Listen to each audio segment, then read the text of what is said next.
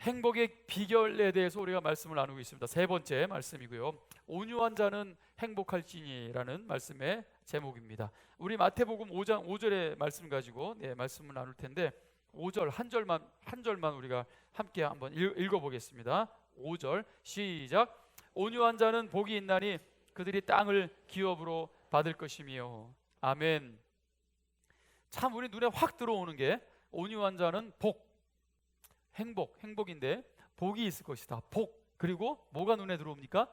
땅이 눈에 확 들어와요. 아, 온유하면은 행복도 하고 땅도 주시는구나. 눈이 번쩍 뜨이죠. 자, 여러분, 그래서 말씀을 잘 들으셔야 됩니다. 귀를 기울이시고 오늘 복의 주인공, 땅의 주인공 되시기를 주님의 이름으로 축원합니다. 오늘 이 온유한 자라고 이 말씀을 묵상할 때, 사실 이 말씀을 제가 처음 설교하는 건 아닌데 오늘 다시 한번 계속해서 말씀을 나누기 전에 이제 묵상을 하잖아요. 설교를 준비하면서 하나님께서 딱 주신 그런 어떤 그 상황들, 또 구절들이 있습니다. 그게 이제 먼저 고린도후서 12장 7절과 9절에 바울의 상황을 딱 떠올리게 하나님이 하셨어요. 자, 바울이 어떤 상황입니까? 여러 계시를 받은 것이 지극히 커요, 바울이. 자, 이게 고린도후서 12장에 바울이 이제 천국을 보고 옵니다. 그러니까 굉장한 계시를 받았다는 거예요. 우리가 요한 계시록이라고 하잖아요. 뭐 그 정도 수준일지는 모르겠어요. 어느 정도까지인지는 모르겠지만 아무튼 엄청난 계시를 이제 바울이 받게 됩니다. 너무 크다는 거죠. 그래서 너무 자만하지 않게 하시려고, 사실 바울이 자만할 것들이 또 굉장히 많죠. 또 그는 많은 교회들을 세웠고, 또 칭송받는 자요, 존경받는 자요, 또 뭐 학벌, 뭐 학위, 뭐 이런 게 넘쳐날 정도로 굉장한 또 학자라고 볼 수 있겠습니다. 자, 여러 또 계시까지 받습니다. 능력도 있죠. 엄청난 능력으로 많은 병자들이 일어납니다. 귀신들이 떠나갑니다. 자, 거기다가 이제 계시까지 받아요. 그래서 너무 커요, 그런 것들이. 자만하지 않게 하시려고 내 육체에 가시 곧 사탄의 사자를 주셨는데 이는 나를 쳐서 너무 자만하지 않게 하려 하심이라 라고 고백합니다. 그리고 8절에 이것이 떠나게 해달라고, 자기가 기도할 때도 병자들이 막 떠나가고 병이 떠나가고 귀신들이 떠나갑니다. 뭐 그런데 자기는 굉장히 고통스러운 또 질병을 앓고 있단 말이죠. 그게 뭐 안질이다, 뭐 간질이다, 뭐 여러 가지 의견들이 있지만 굉장히 고통스러운, 굉장히 본인을 괴롭히고 있었던 그런 질병이었으면 틀림없습니다. 자, 그래서 떠나가게 해달라고 3번 기도했다라고 말합니다.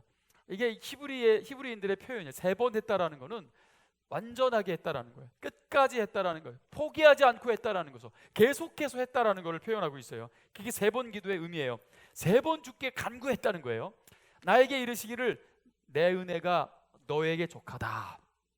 이는 내 능력이, 주님께서 하나님의 능력이 약한 데서 온전하여진다라고 음성을 듣게 됩니다. 병을 고쳐주신 게 아니고 주님의 음성을 듣습니다. 약한 데서 네가 온전하여질 것이다. 온전하여진다. 그리고 아까는 교만하지 않게 하기 위해서 사탄의 가시를 주셨다라고 했잖아요. 자, 그러므로 바울이 결론적으로 크게 기뻐합니다.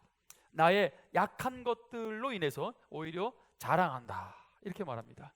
그리고 그리스도의 능력이 내게 계속해서 머물게 하려 함이라. 결국은 그 병 고침을 위해서 기도했지만 병 고침을 받지는 못합니다. 그런데 하나님이 병을 왜 주셨는지 그 의미를 깨닫게 됩니다. 그리고 약한 데서 온전해진다. 그리고 하나님이 교만하지 않게 걸어놓으신 거예요. 리밋을 절대로 교만하지 않도록, 넘어서지 않도록, 넘어가지 않도록. 왜냐하면 여러분, 교만하면 끝입니다. 끝.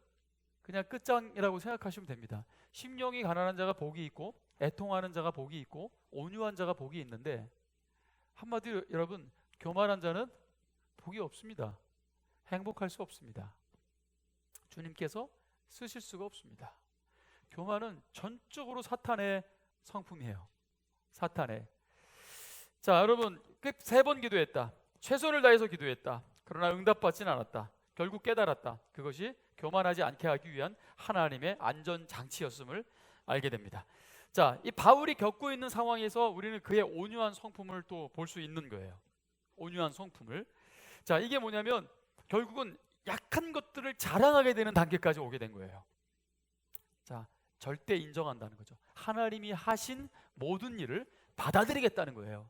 인정한다는 거죠. 그리고 결국 자랑한다라는 건 뭐예요? 약한 것을 자랑한다? 결국 예배입니다. 경외를 표현하겠다는 거예요. 하나님께. 하나님이 행하시는 모든 것이 옳습니다. 자, 결국 겸손을 선택하게 되는 거예요. 이런 상황 속에요. 겸손을. 자, 근데 여러분, 여기서 겸손이라고 표현하고 있지만 사실 온유가 겸손이랑 상당히 겹친다는 거예요. 자, 서로 분리시킬 수 없는 불가분의 관계입니다. 이 단어가. 그래서 예수님께서 마태복음 11장 29절에 나는 마음이 온유하고 겸손하니 나의 멍에를 메고 내게 배워라 라고 말씀하세요. 자, 예수님은 온유하고 겸손하신 분이십니다. 여러분, 배우시기를 축원합니다. 에베소서 4장에도 4장 1절 2절에 그러므로 주 안에서 갇힌 내가 너희를 권하노니 너희가 부르심을 받은 일에 합당하게 행하여 모든 겸손과 온유로 하고 오래 참음으로 사랑 가운데서 서로 용납하고. 그래요. 겸손과 온유 동일하게 같이 갑니다. 부르심을 받은 일에 합당하게 행하여야 한다라는 거죠. 자, 거기에 온유한 성품, 어쩌면 하나님의 사람들, 하나님의 부르심을 입은 사람들, 여러분 온유함을 배워야 합니다. 그리고 이 온유를 느끼게 해주는 또 단어들이 계속 이어지죠. 오래 참음, 또 사랑 가운데서 서로 용납하고. 오래 참는다는 거죠. 온유하다. 다 온유라는 단어에 포함되어 있는 오래 참, 사랑 가운데 서로 용납하고 용서하고. 자, 어떤 본문은 한글로는 겸손이라고 번역하고 있는데 헬라어를 찾아보면은 헬라어의 프라우스라는 단어를 온유인데 그게 프라우스가 온유예요. 아예 프라우스를 겸손이라고 해석한 본문도 있습니다. 그래서 겸손과 온유는 서로 불가분의 관계라는 거예요. 자, 그래서 마태복음 21장 5절에 바로 그겁니다.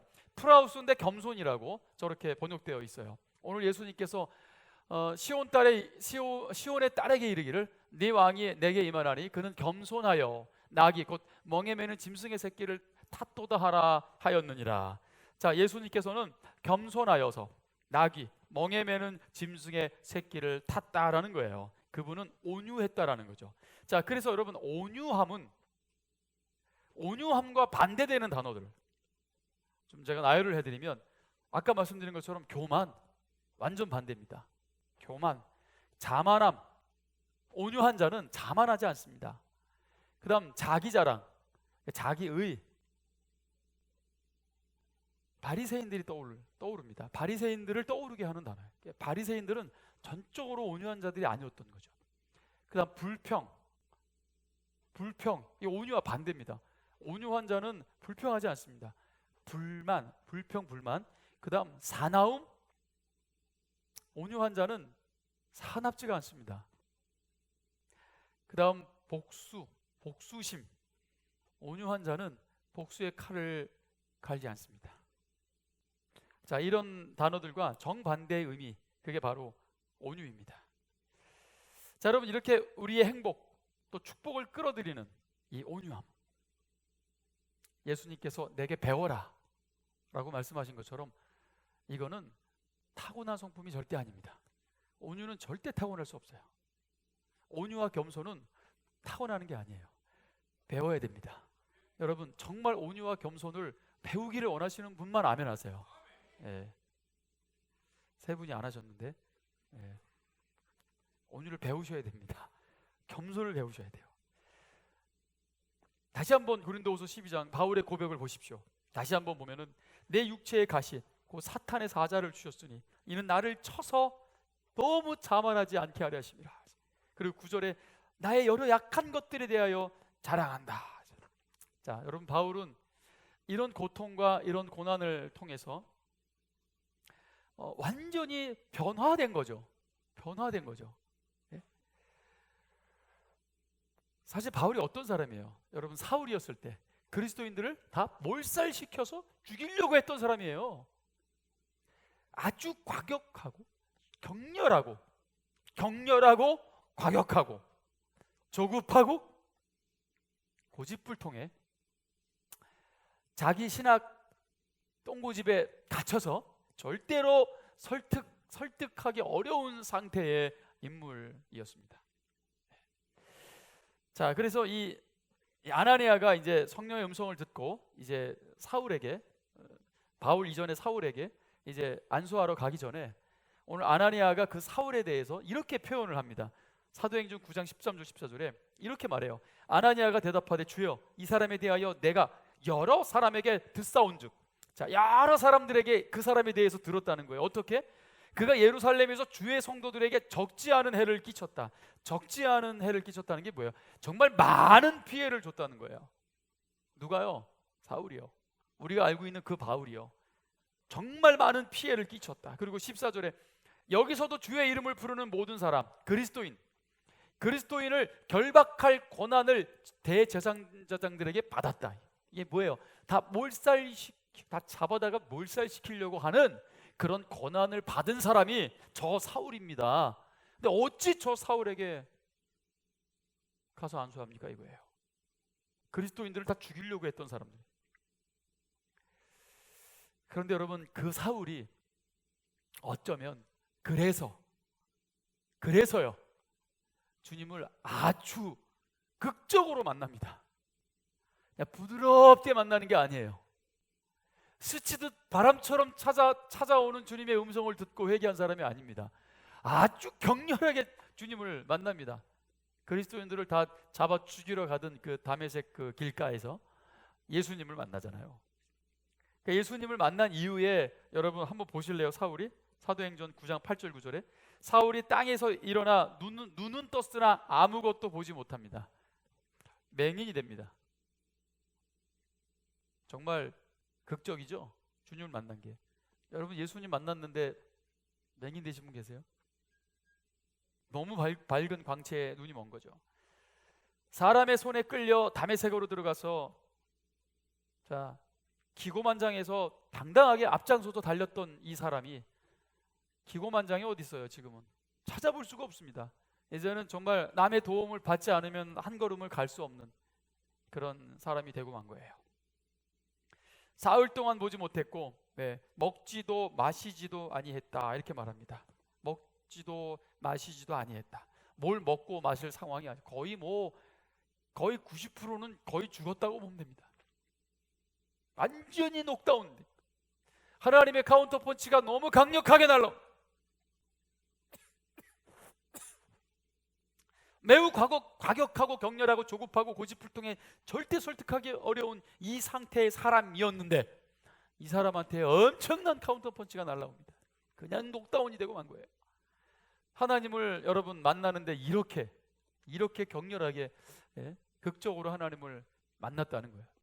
그 정도로 여러분 이 사울이라는 사람은 보통 사람들이 이렇게 다스릴 수 있는, 다룰 수 있는 그런 사람이 절대 아니었다는 거예요. 하나님이 극적으로 찾아오셔서 만나주신 거예요. 어떻게 해야 하나님을 만나시겠습니까? 어떻게 해야 정말 은혜의 통치를 여러분 받는 사람이 되겠습니까? 그런데 여러분, 우리가 먼저 주님을 만난 사람의 입장에서 정말 하나님이 이렇게 해서라도 만나주세요 라고 하고 싶어요. 주님, 이렇게 해서라도 진짜 주님 만나주세요.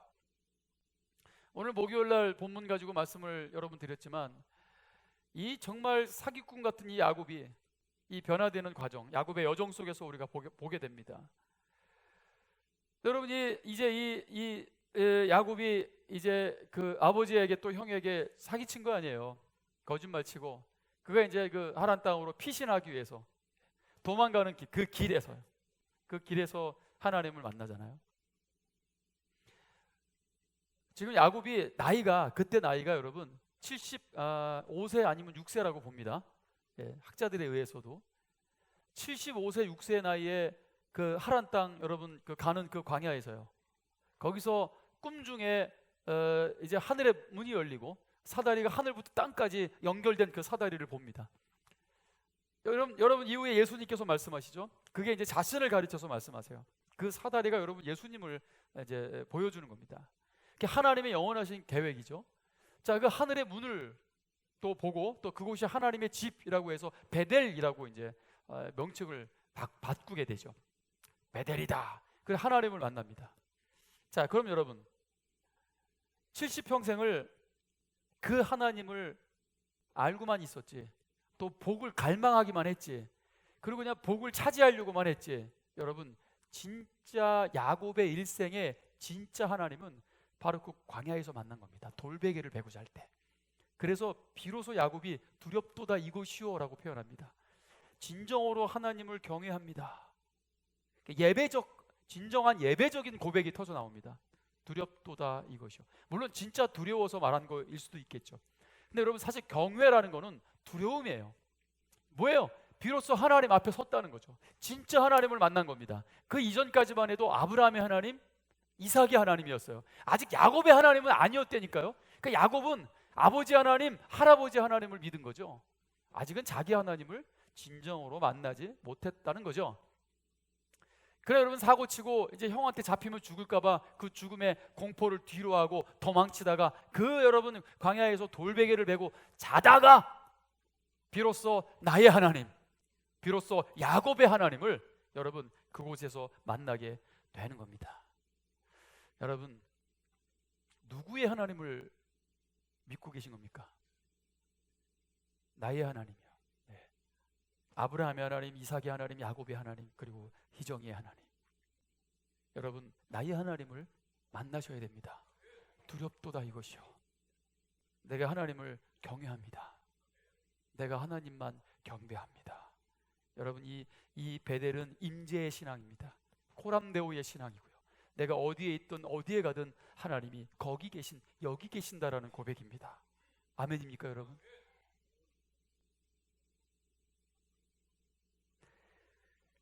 그 진짜 하나님을 바울도 만난 겁니다. 오늘 예수 그리스도 나의 하나님이라고 고백하는 그 고백이 다메섹 도상에서요 꼬꾸라집니다.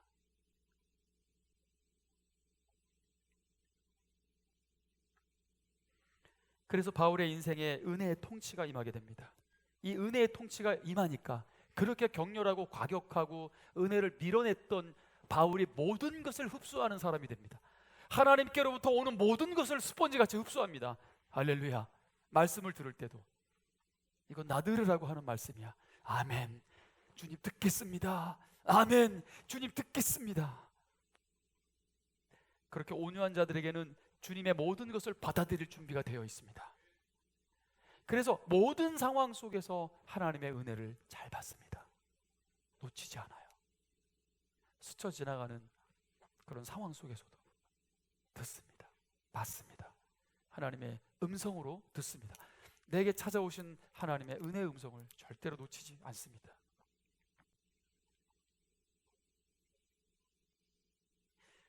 심지어 여러분, 온유한 사람들은 주님의 어떤 징계도 받아들일 준비가 되어 있습니다. 왜냐하면 죄인 중에 괴수기 때문에 주님이 어떤 징계를 주신다 할지라도 저는 받겠습니다. 받을 준비가 되어 있어요. 왜냐하면 죄인임을 인식하고 있기 때문에요. 완전히 전적으로 무능합니다. 하나님이 그렇게 하라면 할 수밖에 없는 상태입니다. 정말 하나님 앞에서는 절대적 순종할 준비가 되어 있어요. 어떤 핑계도 어떤 반박도 할 수 있는 그런 힘이 없습니다. 왜냐하면 전적으로 무능하기 때문에요. 전적으로 파탄됐기 때문에 심령이 가난해요. 그래서 애통하며 주님밖에 없다는 그런 울부짖음으로 비로소 주님 앞에 섰기 때문에요. 주님, 그건 아니잖아요. 왜 이런 식으로 합니까? 그렇게 할 수 있는 여유도 틈도 없습니다. 메투엘리는 온유함에 대해서 말합니다. 메투엘리가 온유한 자는 하나님 앞에서 그의 말씀과 그의 징계에 복종하는 사람들이며 하나님의 길을 따르며 그의 계획에 동의하며 사람들에게 관대하게 대하는 사람들이다. 이렇게 말합니다. 어떤 상황 속에서도 복종, 길을 따르고 모든 하나님의 계획에 동의, 그리고 사람들에게는 굉장히 관대한 그런 성품. 그게 누구의 성품입니까? 그게 바울의 성품이기도 하지만 그게 사실상 예수님의 성품이에요. 다시 한번 마태복음 11장 29절. 나는 마음이 온유하고 겸손하니 나의 멍에를 메고 내게 배우라. 할렐루야. 배우셔야 합니다. 여러분, 배우시기를 축원합니다. 행복을 위해서 배워야 합니다.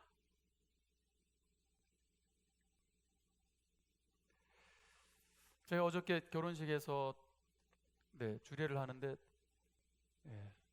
결혼식이 주례가 점점 시간이 줄어들어서 담당하는 아가씨가 4분만 해야 된대요. 내가 첫째는 그러면 끝나요. 그랬어요. 첫째는 그러면 끝납니다. 또 막 웃어요. 그래서 4분 너무 짧습니다. 제가 여지껏 주례하면서 제일 짧은 게 10분입니다.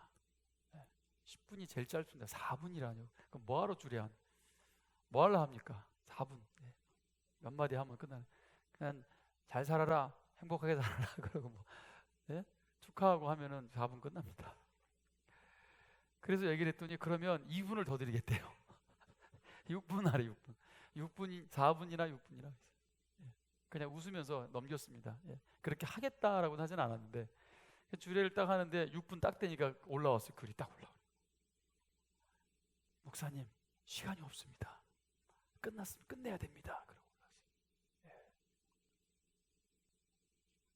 그리고 축가를 하는데 신랑이 노래 불러가지고 5분 부르더라고요.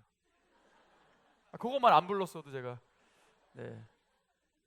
저는 온유하니까 웃으면서 다음부터 주례 시키시려면 막 신랑 노래하고 이런 거 하지 마세요. 그냥 말씀을 좀 더 들었으면 좋겠습니다. 아멘 안 하네. 축가는 우리 청년들이 너무 잘해가지고 탁 짧게 굵게 너무 잘했어. 딱 그거면 되는데 신랑이 노래를 해가지고 우리 오청 전도사님 여기 없으니까 제가 하는 소리예요. 저기 딴 교회 있으니까. 제가 해서 그 주례할 때 사실 예화만 하나 해도 막 3분 4분이 지나간다 그랬는데 제가 사실은 이제 그 커피 얘기를 좀 했어요. 이제 배워야 된다는 거죠. 우리가 아내에 대한 지식 또 신랑에 대한 지식을 결혼을 통해서 배우게 된다. 서로 배우는 과정이라는 거죠. 모르니까 배워가는 과정이 결혼이다라는 거죠. 겸손하게 배워야 된다라는 그 얘기를 하면서 제가 이제 커피 얘기를 했어요. 제가 커피를 이제 배우게 된 이제 그런 상황을 제가 교회에서도 안 한 건 아니지만 한 번 더 말씀드리면 제가 이제 커피를 왜 배웠냐면은 저는 기호식품 이런 걸 전혀 하지 않았거든요. 뭘 이렇게 챙겨서 이렇게 뭐 먹는 게 없었어요. 근데 이제 병원에 신방 갔다가 잠깐 기다려야 될 상황이 돼서 카페에 앉아 있는데 이제 그 할아버지 한 분이 바로 옆에서 이제 커피를 이제 한 잔 아메리카노 따뜻한 거를 시켜놓고 이제 살짝 식을 때까지 이렇게 잡고 계시는 거예요. 그래 이제 커피를 이제 한 잔 들이키시기 시작. 뜨거우니까 훅 부시더니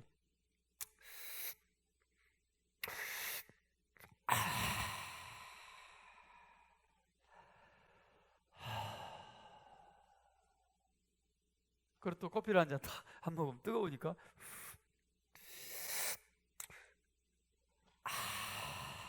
저는 옆에 그냥 멍하니 앉아 있는데 바로 옆에서 커피를 너무 행복하게 드시는 거예요. 그래서 옆에 앉아 있다가 갑자기 저도 커피 향이 이제 좋아지는 거예요. 저기 쓴 게 그렇게 맛있나? 저는 사실 그때는 쓴 커피를 왜 돈 주고 사 먹어 막 이랬던 사람이었거든요.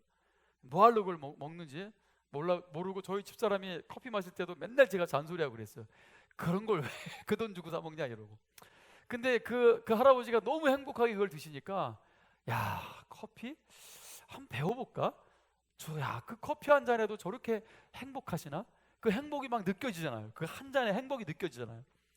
그래서 제가 그때부터 커피를 배워야 되겠다. 그래서 매일 한 잔씩 매일 아침마다 제가 이제 커피를 마시기 시작했어요. 파리바게트에서 먹는데 아무리 이 쓴 걸 왜 먹지? 그냥 쓴물이야 쓴물. 그 쓴물을 뭐 2,500원 뭐 2,000원 뭐 내고 막 먹는 거예요. 이거 왜 먹나? 그리고 아무튼 돈 주고 샀으니까 먹자. 그래서 반만 먹다가 배부르고 맛없고 버리고. 근데 그거를 계속 그렇게 하다가 계속 그러다가 잠깐 이제 커피를 쉬어야 되는 이제 타이밍이 생겨서 커피를 딱 쉬는데 식사를 탁 하고 가만히 앉아 있는데 세상 커피가 생각나는 거예요. 그 입안에서 도는 그 커피 향이 생각나는 거예요. 그래서 내가 이래서 커피를 마시는 거구나 라고 이제 커피에 눈을 뜨게 되는 거죠. 그래서 이제 심지어 커피 책을 한 권 삽니다. 책을 사가지고 이제 공부합니다. 커피의 유래, 커피가 왜 생겼는지, 또 어느 나라에 유명한 커피가 있고 또 3대 커피는 뭔지. 저희는 처음에는 커피를 너무 몰라가지고 저희가 케냐 사역 갔을 때 이제 블루 마운틴 WA죠. 제일 정말 비싼 커피입니다. 그거는 다른 커피들보다도 더 비싸요. 얘가 근데 그 블루마운틴 너무 싸가지고, 거기서 너무 싸죠. 현지에서 그거를 이제 박스로 주셔가지고 그걸 가져왔어요. 그래서 집사람이랑 이게 엄청 유명한 거래. 블루마운틴 뭐 더블레 이것도 몰랐을 때죠. 그래가지고 집사람이랑 이제 커피 가져왔으니까 기구를 사가지고 해서 이제 내려서 둘이 딱 먹은 거예요. 둘이 딱 먹었는데, 저기요, 커피가 상했나 봐. 너무 셔. 너무 신맛이 강하니까. 이상하네. 그렇지, 아프리카가 그렇지. 뭐 이러고 인터넷에서 딱 쳐봤어요. 블루마운틴 뭐 3대 커피 특징 뭐 해가지고 봤더니 신맛이 강하고 이렇게 나오는 거예요. 야, 우리가 무식해가지고 몰랐구나. 이랬던 사람이었는데, 이제 커피에 눈을 뜨니까 지금은 신맛 뒤에 나오는 고소한 맛, 뭐 고소한 맛 뒤에 나오는 또 단맛, 쓴맛, 이것이 한 번에 다 느껴지는 거예요. 잔의 온도, 물의 온도, 가장 적절한 물의 온도, 그리고 뜨거울 때 먹을 때와 식으면서 또 맛이 변합니다. 그 식으면서 변하는 맛을 다 느끼는 거죠. 그래서 식을 때마다 달라지는 그 커피의 맛을 느끼는 거죠. 그거를 제 혀가 느낍니다. 그럼 제 혀에서 명령합니다. 뇌에게 행복해라, 행복해져라, 행복해져라. 그래 이제 커피 한 잔에 이제 행복을 제가 이제 배운 겁니다. 그래서 이제 그 커피 한 잔 마실 때 정말 좋습니다. 네, 너무 맛있고 또 맛있는 그 커피숍들이 요 동네에 어디 있는지를 제가 다 압니다. 그래서 제가 많은 분들도 같이 또 소개도 했는데, 커피 맛에 뭔가 눈을 뜨게 되는, 네. 자, 배웠다는 거죠. 열심히 그 행복을 위해서 배우는 거죠. 여러분, 커피 한 잔에도 이런 행복이 있고, 그죠? 그런 기쁨이 있습니다. 자, 그런데 본질적인 행복은 온유에 있는 거예요. 온유. 그 예수님은 나의 겸손과 온유를 배워라라고 말씀하시는 거예요. 여러분, 배울 준비를 하십시오. 아멘입니까? 배워야 돼요, 여러분. 온유를 배우셔야 돼요. 전적으로 온유를 배워야 돼요. 자, 그래서 예수님이 누가복음 22장 42절에 이르시되 아버지여, 만일 아버지의 뜻이거든 이 잔을 내게서 옮기시옵소서. 그러나 내 원대로 마옵시고 아버지의 원대로 되기를 원하나이다. 하나님의 뜻을 기꺼이 받아들이는 힘이었어요. 이게 온유입니다. 능력, 절대적인 순종, 절대적인 순종의 힘이에요. 우리가 온유의 문자적인 의미를 보면은 유순함, 온유함, 온화함, 부드러움 이런 뜻이 있어서 자꾸 온유 그러면 어떤 무기력, 무능함이 함께 느껴지기도 하는데, 여러분, 오해죠, 오해. 한마디로 온유는 죽음 앞에서도 주님의 뜻을 선택하는 힘이에요. 절대 순종의 힘이죠. 절대 순종. 어떤 상황에서도. 이단들이 홀린다 그래가지고 그래 좋겠다 그리고 끌려가는 그게 온유가 아닙니다. 그건 어리석음이고 혼미함이죠. 온유는 오히려 어리석음과 혼미함을 절대적으로 쳐내는 강력한 힘입니다. 왜냐하면 하나님의 온전하신 뜻에 순종하는 힘이기 때문입니다. 또 온유는 절제되는 분노입니다. 사람이 분노를 안 할 수 없죠. 네, 온유는 이 분노를 절제시킵니다. 하나님이 기뻐하지 않기 때문에 제압당하는 흥분을 제압하는 힘이 있습니다. 모든 죄성과 유혹들을 다스릴 수 있는 힘이 있어요. 여러분, 그게 바로 온유입니다. 죄가 탐타고 들어오는 순간 그것이 하나님이 기뻐하지 않는 것이라는 것을 알기 때문에 하나님 앞에 납작 엎드리며, 여러분, 그 온유는 결국 유혹과 또 교만의 유혹을 이겨냅니다. 할렐루야. 이게 온유의 능력입니다. 민수기 12장 3절에 또 온유한 사람이 등장합니다. 제가 바울 얘기해서 예수님 말씀드렸어요. 세 번째, 이 사람의 온유는 이 세상의 모든 사람보다 더하다라고 얘기합니다. 누굽니까? 누구죠? 모세입니다. 모세. 자, 민수기 12장 3절을 읽겠습니다. 시작. 이 사람 모세는 온유함이 지면의 모든 사람보다 하나님이 칭찬하시는 거예요. 자, 그런데 여러분, 보통 우리가 모세 이렇게 생각하면은 돌판을 깨부수고 집어 던지는, 반석 위에 막 분이 나서 막 내리치는, 예? 하나님이 말씀하신 것보다 더 자기의 막 어떤 그런 막 감정을 표출하는, 뭐 보통 우리가 이런 또 인물로 느껴지기도 하는데요. 사실 여러분, 모세는 전투적인 온유함이라고 보면 됩니다. 전투적인 온유함. 좀 비유가 그렇겠지만 우리가 여러분 이 조폭들을 보면 굉장히 전투적이잖아요. 무섭잖아요. 사실 이게 보기만 해도 무섭잖아요. 네? 저도 목욕탕에서 만나면은 안 보려고 합니다. 이렇게 가능한 눈 안 마주치려고 이렇게 예? 막 온몸에 막 문신 있는 분들이 들어오셔서 막 과시하고 막 이러면은 사실 피하지는 않는데 네. 굳이 제가 이렇게 눈을 보면서 이렇게 눈싸움 할 필요는 없잖아요. 근데 여러분 그거 아세요? 이런 사람들 이런 사람들이 여러분 두목 앞에서 자기 두목 앞에서 자기 대장 앞에서 절대 의리 절대 복종 어떤 부분에서는 여러분 이게 온유입니다. 그렇게 과격한 사람들임에도 불구하고요 어쩌면 굉장히 그 앞에서는요 절대 순종. 그리고 여러분 누가 그러대요? 진짜 건달은 일반인들을 상대하지 않는다. 절대 건드리지 않는다. 그건 진짜 동네 깡패들이나 그러는 거다. 저도 들은 얘기인데. 근데 여러분 그 체계가 있잖아요. 그래서 물론 배반이라는 것도 있지만 그 세계가 그러나 여러분 정말 의리가 있고 뭐 복종도 한다고 그래요. 자 그럴 때는 정말 뭐 딸랑딸랑 우리가 또 개그 프로를 보면서도 막 딸랑딸랑하는 그런 모습들을 보게 됩니다. 전혀 그렇게 안 보이는데 말이죠.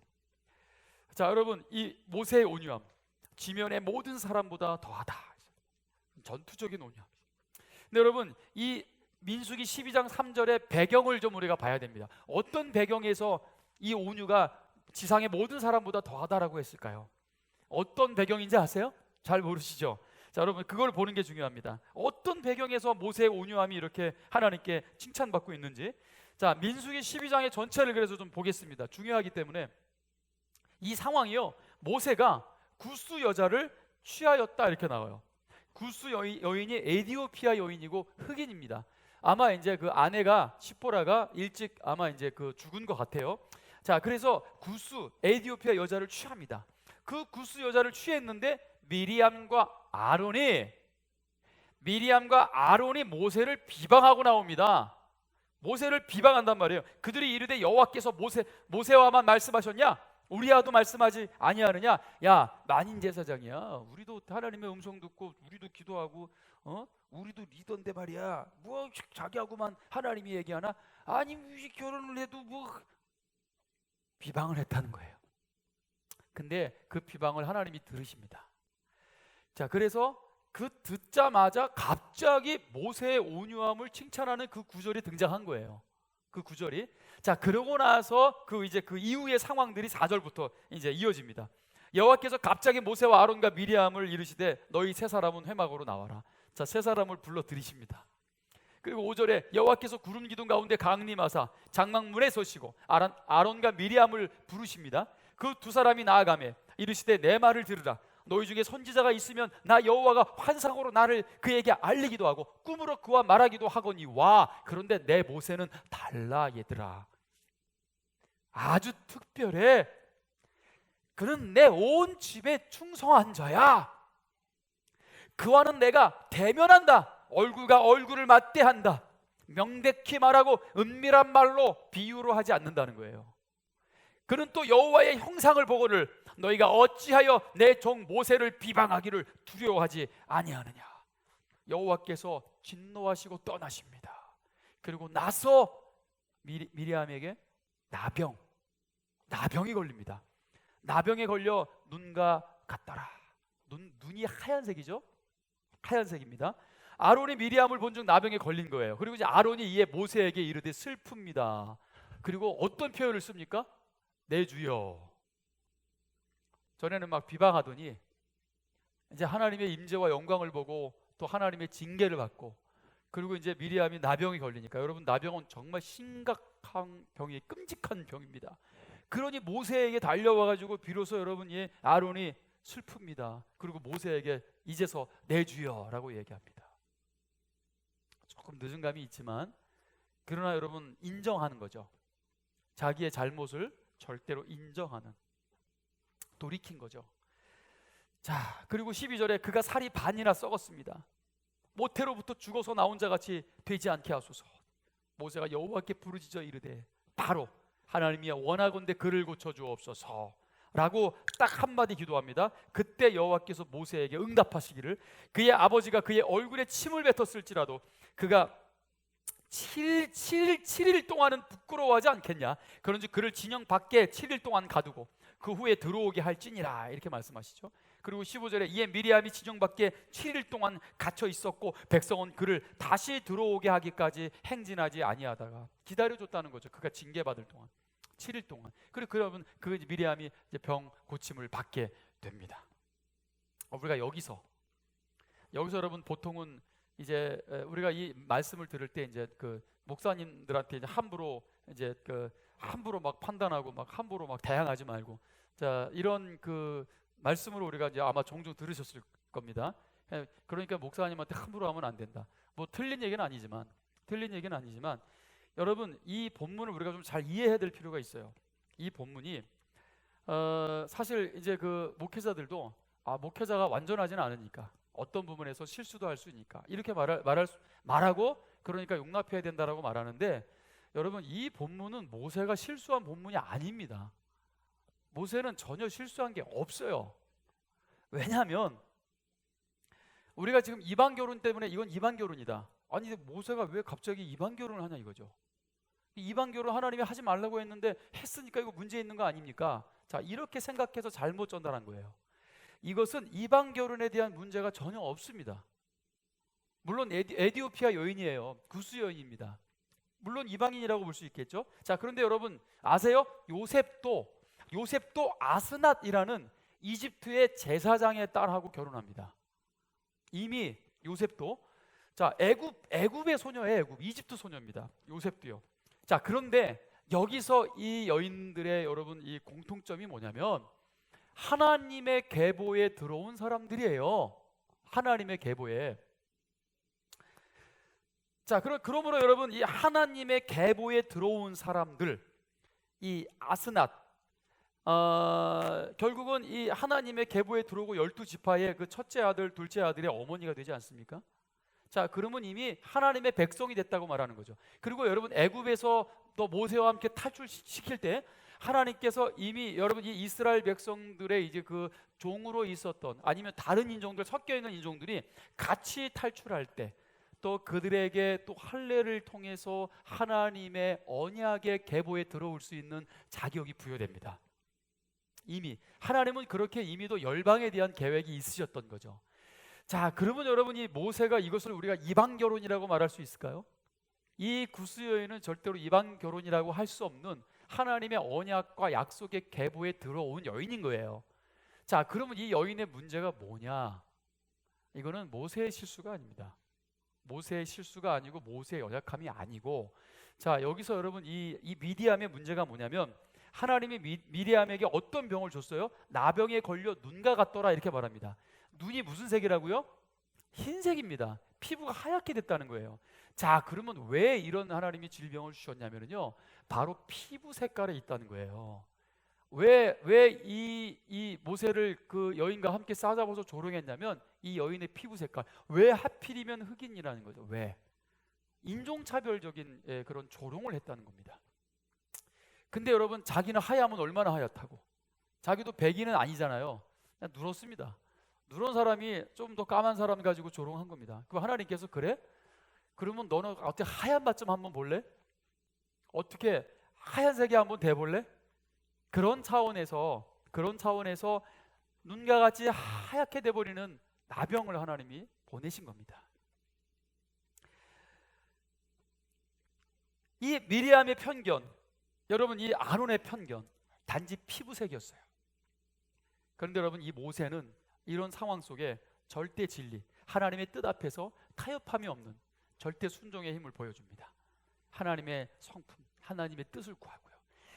그에게 있는 이 관대함, 그런 상황 속에 절대로 복수하거나 절대로 어떤 뭐 자기 의견을 막 제시하지 않고요. 그저 하나님의 긍휼을 구하는 사람이 되는 겁니다. 하나님의 긍휼. 우리가 또 배우게 되겠죠. 긍휼히 여기는 자가 또 행복할 거라는 또 말씀을 우리가 듣게 될 것입니다. 막 이리저리 이리 넘어가고 저리 넘어가고 그런 막 우유부단한 사람이 절대 아니고요. 오늘 이 하나님의 뜻을 구하고 하나님 아버지의 마음을 구하는 그런 단호함을 우리가 보게 되는 겁니다. 저도 뭐 목회하면서 정말 안 들어본 얘기가 없습니다. 저희 집사람도 워낙 또 예쁘고 워낙 어릴 때 결혼을 해가지고요. 네, 막 그런 소문이 나더라고요. 결혼할 당시에 그러니까 분명히 저 전도사가 사고 쳐가지고 결혼했을 거다. 그땐 제가 온유하지 못해가지고요. 걸리면 아주 내가 입을 찢어버릴 거예요.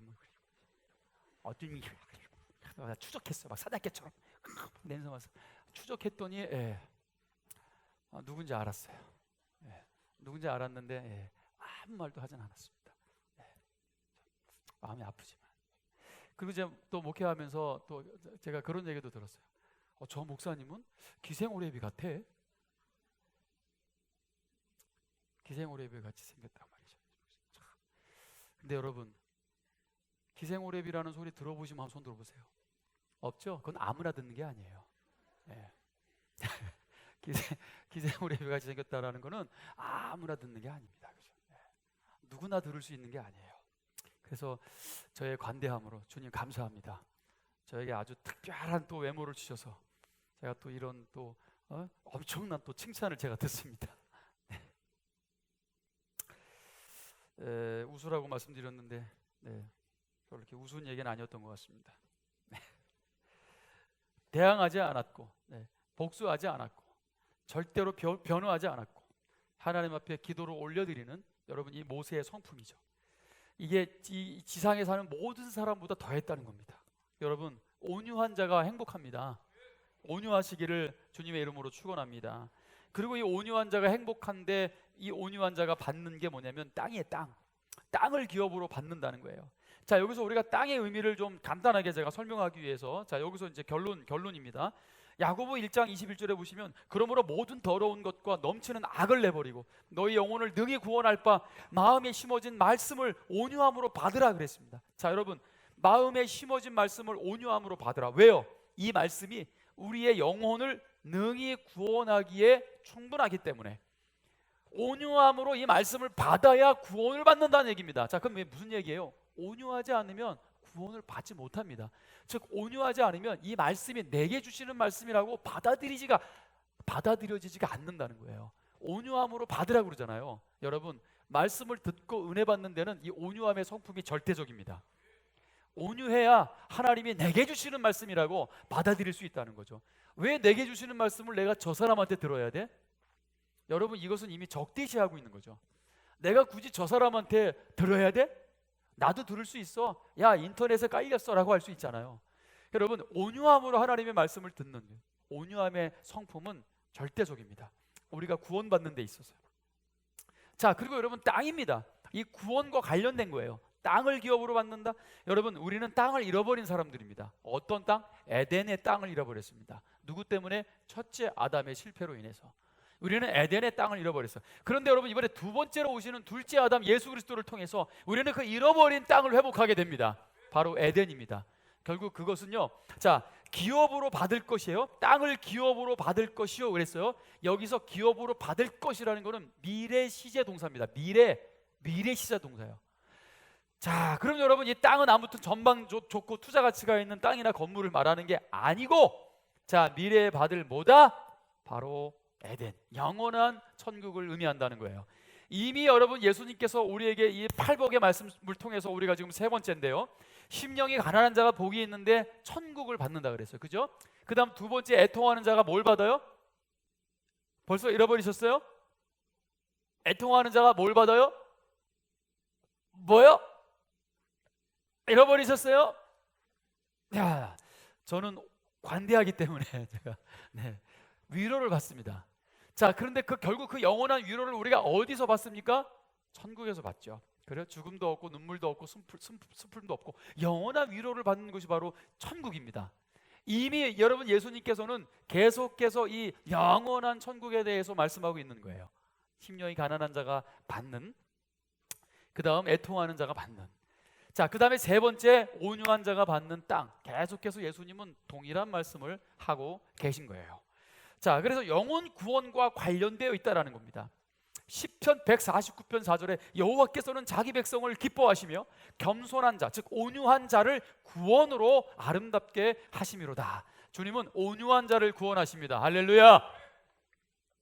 여러분, 온유한 자가 행복하고요, 온유한 자가 구원받는 겁니다. 온유하시기를 축원합니다.